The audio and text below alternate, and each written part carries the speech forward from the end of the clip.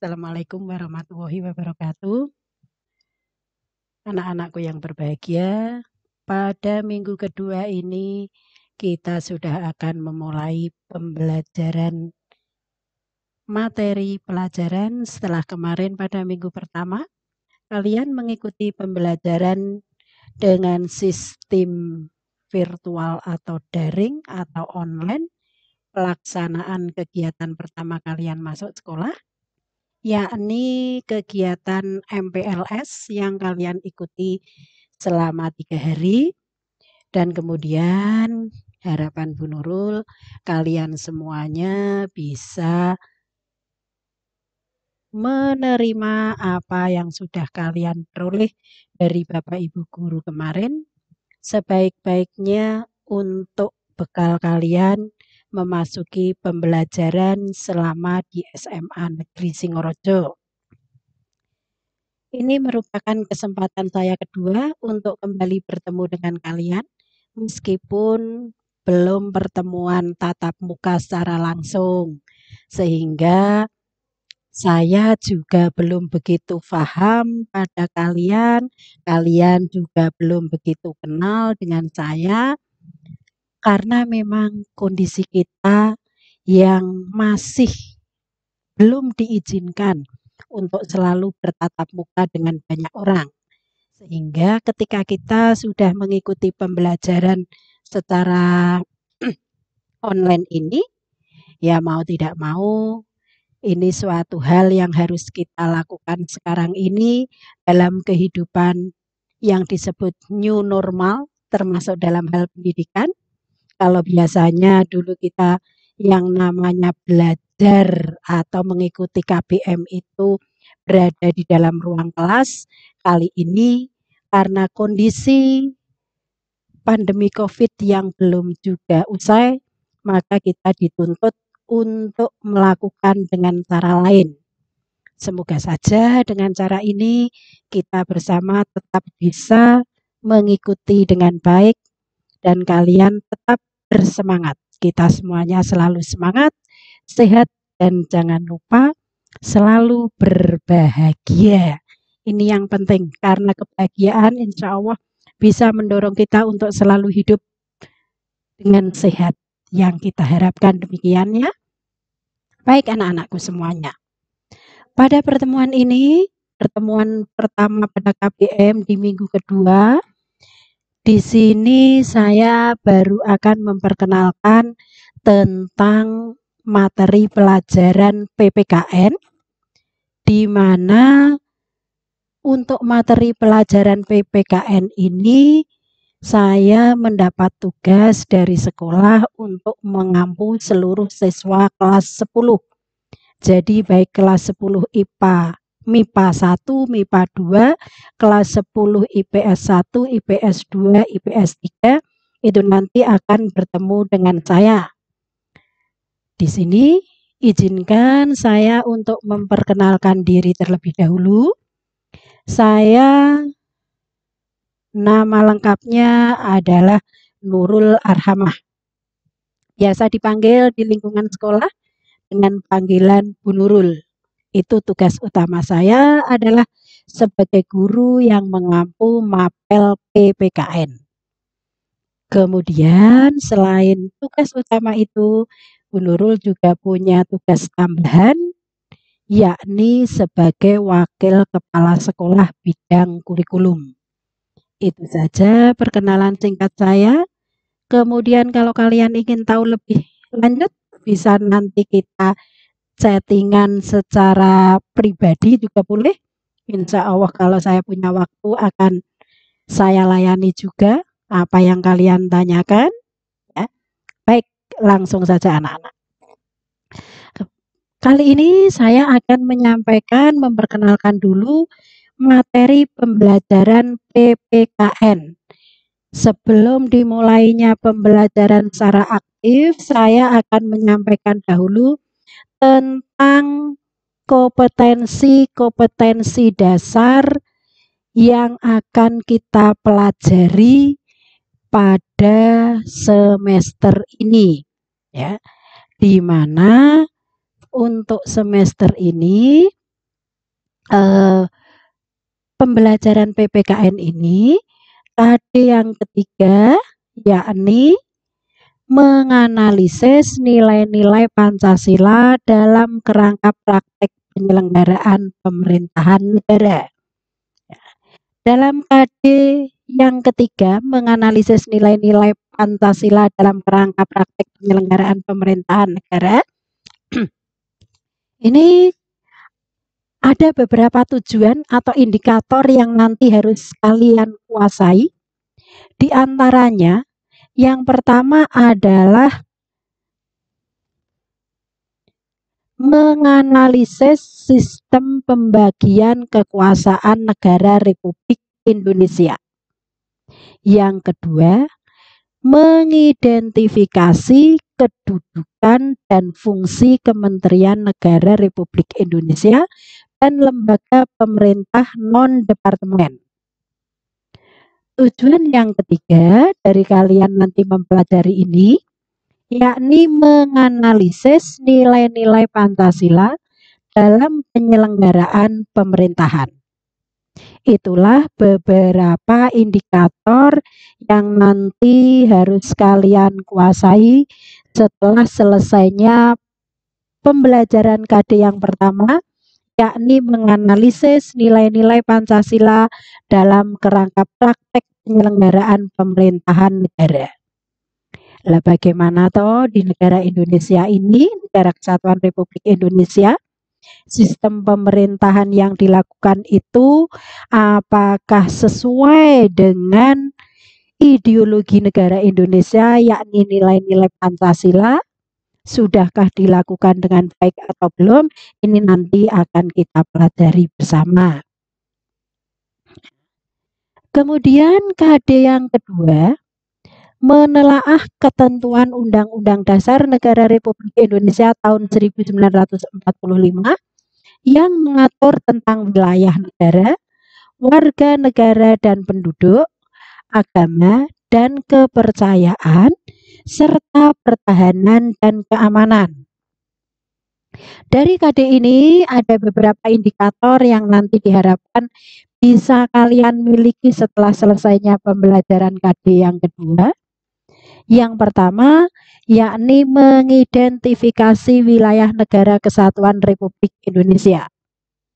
Indikator yang kedua, membedakan kedudukan warga negara dan penduduk Indonesia. Yang ketiga, menganalisis kemerdekaan beragama dan berkepercayaan di Indonesia. Yang keempat, mengidentifikasi sistem pertahanan dan keamanan negara Republik Indonesia. Jadi pada KD yang kedua nanti kita akan mempelajari bersama-sama tentang Undang-Undang Dasar Negara Republik Indonesia yang merupakan landasan konstitusional bagi negara Indonesia dalam mengatur tentang wilayah negara, warga negara dan penduduk, agama dan kepercayaan, serta pertahanan dan keamanan. Kemudian KD yang ketiga, kita nanti akan mempelajari bersama ya, yakni tentang fungsi dan kewenangan lembaga negara. Di sini bunyi lengkapnya KD yang ketiga, menganalisis fungsi dan kewenangan lembaga-lembaga negara menurut Undang-Undang Dasar Negara Republik Indonesia tahun 1945. Dari KD yang ketiga ini, ada beberapa indikator yang nanti harus kalian kuasai. Di antaranya yang pertama, mengidentifikasi suprastruktur sistem politik di Indonesia. Indikator kedua, mengidentifikasi lembaga-lembaga negara Republik Indonesia menurut Undang-Undang Dasar Negara Republik Indonesia tahun 1945. Yang ketiga, menganalisis tata kelola pemerintah yang baik. Indikator keempat menunjukkan partisipasi warga negara dalam sistem politik di negara Indonesia. Jadi anak-anak, pada KD yang ketiga ini nanti kita akan bersama-sama belajar tentang para penyelenggara pemerintahan di negara Indonesia. Bagaimana fungsi dan kewenangan masing-masing lembaga negara yang ada di Indonesia yang jumlahnya cukup banyak itu untuk mengatur masyarakat, untuk mengatur negara Indonesia. Kemudian berikutnya, KD yang keempat. KD yang keempat untuk materi PPKN kelas 10, yakni merumuskan hubungan pemerintah pusat dan daerah menurut Undang-Undang Dasar Negara Republik Indonesia tahun 1945. Ada beberapa indikator yang nanti akan kita pelajari dan harus kalian miliki.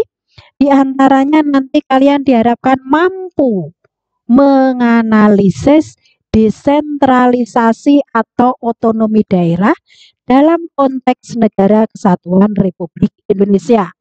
Itu indikator yang pertama. Kemudian indikator yang kedua, yakni mengidentifikasi kedudukan dan peran pemerintah pusat. Indikator yang ketiga, mengidentifikasi kedudukan dan peran pemerintah daerah. Serta indikator yang keempat, yakni siswa diharapkan bisa menunjukkan hubungan struktural dan fungsional antara pemerintah pusat dan pemerintah daerah. Pada KD yang keempat ini, kita akan mempelajari bagaimana hubungan pemerintah pusat dan pemerintah daerah di negara Indonesia menurut landasan konstitusional, yakni Undang-Undang Dasar Negara Republik Indonesia tahun 1945. Sebagaimana kalian ketahui, telah kita laksanakan bersama pada masa reformasi ini, hubungan kepemerintahan di negara Indonesia ini tidak lagi terpusat atau tersentral di pemerintah pusat saja, namun ada beberapa hal yang juga telah diserahkan oleh pemerintah pusat kepada pemerintah daerah yang kita kenal dengan istilah otonomi daerah. Nah, itulah anak-anak, untuk semester 1 ini ada 4 KD yang nantinya harus kita selesaikan selama kurang lebih 6 bulan. Ya, sehingga dalam waktu ini kita sudah punya gambaran, punya target bahwa kita diharapkan bisa menyelesaikan 4 kompetensi dasar yang sudah saya sampaikan tadi.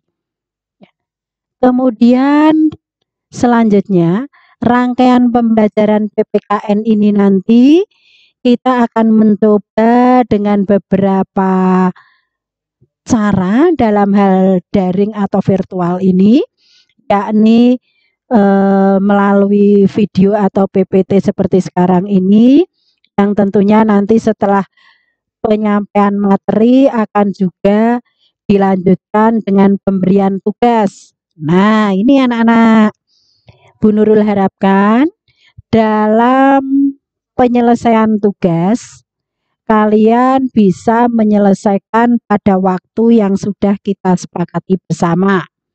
Jangan terlalu molor, nanti beban kalian akan semakin banyak. Sehingga saya harapkan kalau saya memberi tugas dalam waktu 1 atau 2 minggu maksimalnya sesuai dengan kesepakatan, nanti saya harapkan kalian semuanya sudah menyelesaikannya. Bisa jadi juga meskipun kita belajarnya secara virtual seperti sekarang ini, nanti kita bisa juga melakukan diskusi, baik itu tugas kelompok yang dilakukan secara diskusi ataupun diskusi tentang materi pembelajaran itu sendiri. Ya. Kemudian yang keempat, saya harapkan kalian juga bisa belajar mandiri lebih baik lagi. Karena dengan sistem ini mau tidak mau, kalian harus mampu dan mau untuk belajar mandiri secara baik. Kalian dituntut untuk bisa bertanggung jawab mengikuti pembelajaran ini dengan cara sebaik-baiknya. Demikian ya. Kemudian yang terakhir nanti, setelah semua materi ini selesai atau beberapa AD selesai, tentu akan diadakan evaluasi. Di sini intinya nanti saya akan membagi evaluasi menjadi beberapa macam, yakni ulangan harian, kemudian penilaian tengah semester, dan penilaian akhir semester atau penilaian akhir tahun. Walaupun penilaian ini juga dilakukan secara daring, secara jarak jauh seperti ini. Itulah anak-anak apa yang bisa Bu Nurul sampaikan untuk perkenalan perkenalan pembelajaran, di mana kita bisa menggunakan berbagai macam media pembelajaran yang akan mendukung pembelajaran kita selama masa pandemi ini. Entah sampai kapan, semoga saja segera berakhir pandemi COVID ini dan kita bisa melakukan tatap muka secara langsung. Ya.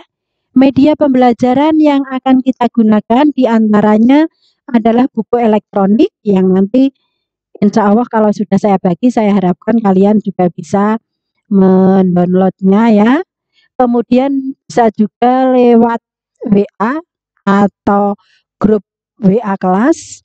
Lalu bisa menggunakan media Jaga Ratu ini ya. Jadi nanti kalian bisa membuka ini Jaga Ratu Kentang Kalong ya.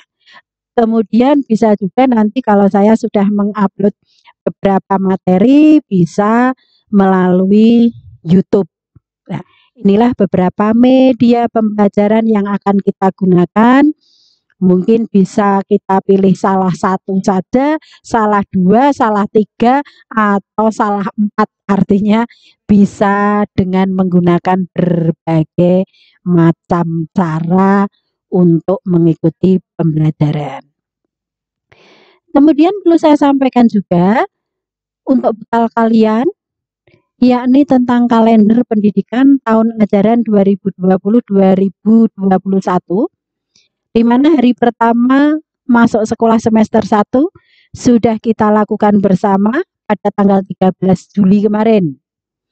Kemudian rencananya nanti setelah beberapa minggu atau beberapa bulan pada pertengahan semester, yakni pada bulan September akan dilakukan penilaian tengah semester. Lalu pada bulan Desember, pembelajaran selama 1 semester ini akan kita akhiri dengan penilaian akhir semester. Ini semester ya, bukan T, itu sebetulnya S maksudnya.